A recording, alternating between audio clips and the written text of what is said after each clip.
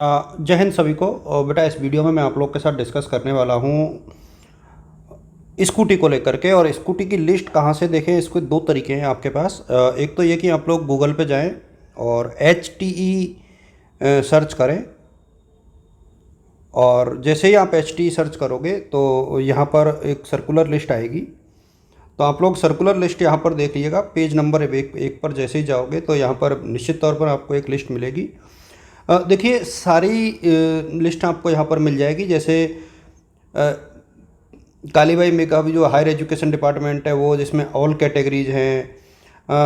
ST SC की अलग है, OBC EBC की अलग है, SC की अलग है, माइनॉरिटी की अलग है, ओनली ST की अलग है, 10th पास वाले बच्चों की अलग है और देवनारायण वाले बच्चों की अलग है। तो इस प्रकार से लिस्ट है। तो आप लोग यहाँ से डाउनलोड कर सकते हैं। और दूसरा जो एक तरीका है वो ये है कि आप लोग टेलीग्राम पर DS एजुकेटर सर्च कीजिएगा, वहाँ से भी आपको ये लिस्ट मिल जाएगी। मैं कोई भी एक लिस्ट अभी फ़िलहाल ओपन करने का प्रयास करता हूँ और आपको वहीं से समझाने का प्रयास करूँगा। एक लिस्ट मैं यहाँ पर डाउनलोड करके और आप लोगों के साथ साझा करूँगा कि कौन कौन सी चीज़ें हैं जो आपको देखनी है और क्या आपत्ति है जिन्हें दूर करना है। तो इसको आप लोग थोड़ा अच्छे से देखिएगा।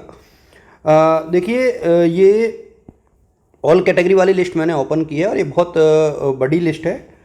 काफ़ी पेज हैं इसमें, लेकिन मैं आपको सिर्फ मोटी मोटी चीज़ें साझा करूंगा इसमें। और ये सभी कैटेगरीज में है। तो आप लोग पूरा देखिएगा और उसके बाद ही अपना निर्णय लीजिएगा कि क्या है, किसका नाम है, किसका नहीं है। तो पूरी लिस्ट आप लोग चेक करो। कैटेगरी का ध्यान रखें आप लोग। फॉर्म को देखें कि आपने किस विभाग से आपने फॉर्म भरा है। यदि कोई ST का बच्चा है तो वो जो है सामाजिक कल्याण विभाग से ही फॉर्म भरे, TAD से भरे, या तो जनजातीय विभाग से TAD से भरे तो कट ऑफ ज़्यादा नहीं जाएगा उसका। यदि उन्होंने ऑल कैटेगरी में भर दिया तो उसका कट ऑफ जो है ज़्यादा जाएगा। इसी प्रकार से समाज कल्याण में से भरना है आपको SC वाले बच्चों को। OBC वाले बच्चे जो हैं देवनारायण, सॉरी गुजर बच्चे जो हैं सिर्फ देवनारायण का भरें। इस तरीके से बच्चों को ध्यान रखनी है लिस्टें। देखिए इससे पहले भी ये लिस्टें आ रखी हैं, लेकिन ये लिस्ट जो है प्रोविजनल है, यानी अस्थायी है। अस्थायी लिस्ट का मतलब ये है कि अभी इन लिस्टों में जो बच्चों के नाम हैं वो फाइनल नहीं है। इसके बाद एक लिस्ट और आएगी। जिन बच्चों ने पहले डॉक्यूमेंट्स करा दिए उनको भी कुछ नहीं करना, सिर्फ ये लिस्ट देखनी है। यदि उनके नाम में या फादर्स नेम में या कॉलेज के नाम में किसी भी प्रकार की गलती है तो उसे किस प्रकार से दूर किया जा सकता है, इसको लेकर के अपडेट मैं देने का प्रयास इस वीडियो में करूँगा। तो आप लोग पूरा वीडियो ज़रूर देखिएगा इसको। देखिए इस लिस्ट में जिन बच्चों का पहले जो एक लिस्ट आई थी उसमें जिन बच्चों का नाम था उनकी एक लिस्ट आ चुकी है, हालांकि 2023 में, और उनसे डॉक्यूमेंट्स भी मांग लिए थे। लेकिन इसके बाद दोबारा पोर्टल खोला गया था और दोबारा पोर्टल खोलने जाने के कारण जो है कई बच्चियां जो हैं जिनकी ज़्यादा परसेंटेज थी उन्होंने भी फॉर्म भरा। तो इसलिए जो पहली सूची है, ध्यान रहे, उसको प्रत्याहरित किया गया है। प्रत्याहरित करने का मतलब है कि वो सूची हटा ली गई है, यानी पहले जो सूची आई थी उसका अब कोई लेना देना नहीं है। तो एक तो पिछली बार जिन बच्चों के नाम थे वो बच्चे अब खुद को सूची से फिलहाल बाहर समझे और ये मान के चलें कि इस वाली लिस्ट के हिसाब से उनको देखना है। अब यदि किसी के डिटेल में कोई अंतर है, कोई किसी भी प्रकार का, तो आपको एक काम करना है। देखिए जनाधार से संबंधित कोई विवरण यदि आपका गलत है, जैसे कौन कौन से विवरण है जो जनाधार से संबंधित हो सकते हैं, जैसे छात्रा का नाम है, पिता पति का नाम है, डेट ऑफ बर्थ है, कैटेगरी है, मोबाइल नंबर है, अल्पसंख्यक है, इनमें यदि संशोधन है तो ये आपको जो है जनाधार में अपडेट कराना है।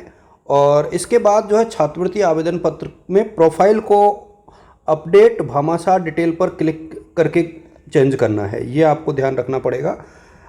इस संबंध में आयुक्तालय स्तर पर कोई परिवर्तन नहीं होगा। कौन कौन सी डिटेल? छात्रा का नाम, पिता का नाम, date of birth, category, mobile number, ये जो है ये करेक्शन आपको ई-मित्र से ही कराने हैं। ये आप लोग देख लें। इसके बाद जो डिटेल आयुक्तालय स्तर या कॉलेज स्तर पर ठीक होनी है और कॉलेज में आपको देनी है, ये इसके लिए ध्यान रहे, आपको 2 दिन का टाइम दिया जाएगा, 3 और 4 तारीख का। और आपको उसी कॉलेज में जाना है जिस कॉलेज में आपने फॉर्म भरा है। तो एक तो ये नोट कर लें, आपको उसी कॉलेज में जाना है जहां आपने फॉर्म भरा है। किसी भी प्रकार का संशोधन और प्राप्तांक प्रतिशत अंतिम परीक्षा का शंका है, जैसे किसी ने 8 से पास किया लेकिन साइंस आ रहा है। विद्यालय का प्रकार किसी का गलत हो रहा है, जैसे किसी ने प्राइवेट स्कूल से पास किया लेकिन सरकारी आ रहा है, या सरकारी से पास किया प्राइवेट आ रहा है।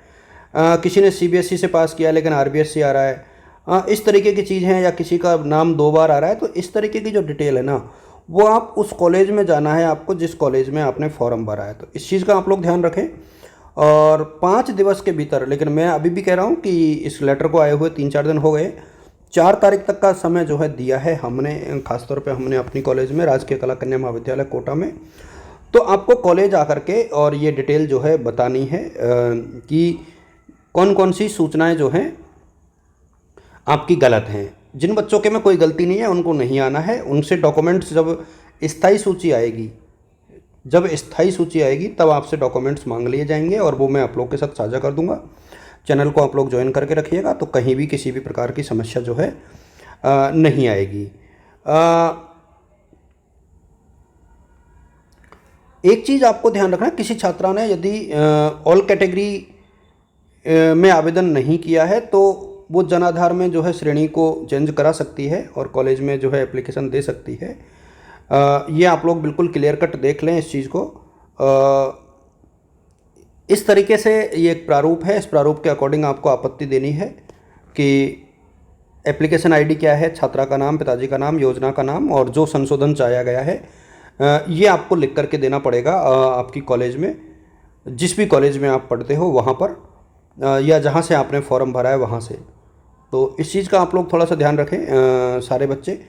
लिस्ट आप लोग चेक कीजिएगा, ये लिस्ट यहाँ पर दी गई है जिसमें एप्लीकेशन आईडी आपकी ये मानी जाएगी, पूरी डिटेल। यहाँ कॉलेज का नाम आ रखा है, यहाँ स्टूडेंट का नाम है, फादर्स नेम है, डिस्ट्रिक्ट है, फैकल्टी है, और रेगू आरबीएसई सीबीएसई लिखा हुआ है, गवर्नमेंट प्राइवेट लिखा हुआ है, परसेंटेज, डेट ऑफ बर्थ लिखी गई है, कैटेगरी लिखी गई है, और कोर्स का नाम लिखा हुआ है।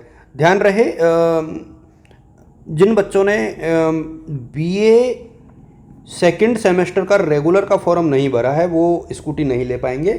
इस लिस्ट वाली की बात मैं कर रहा हूँ।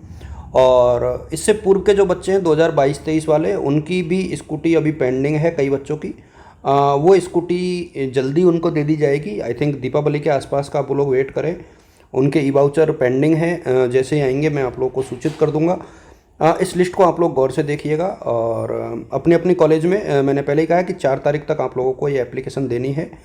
जो नॉर्मल डिटेल है आपकी, वो तो आपको ई मित्र से ठीक करानी है, जिसमें छात्रा का नाम है, पिता का नाम है, डेट ऑफ बर्थ है, कैटेगरी है। ये तो ई मित्र वाला उसको प्रोफाइल, छात्रवृत्ति का आवेदन जो है वो उसको जन आधार में पहले अपडेट करा दे और उस प्रोफाइल को जो है ऑनलाइन डिटेल्स पर क्लिक करके जो है चेंज कर दे, तो ये हो जाएगा। लेकिन इसके अलावा यदि परसेंटेज, स्कूल का नाम, बोर्ड, विद्यालय का प्रकार, इसमें कोई कमी है तो वो आपको कॉलेज आकर के पता करना है।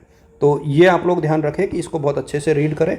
और जो 2024-25 के फॉर्म हैं वो बहुत जल्दी मांगे जाएंगे। जो इस साल जिन्होंने फर्स्ट ईयर में एडमिशन लिया है तो वो बच्चे भी जो हैं इस पूरे वीडियो को देखिएगा, और उनकी डिटेल मैं आप लोग के साथ बाद में साझा करूंगा। 2024-25 के जब भी फॉर्म आएंगे मैं आपके साथ पूरी डिटेल साझा करूंगा।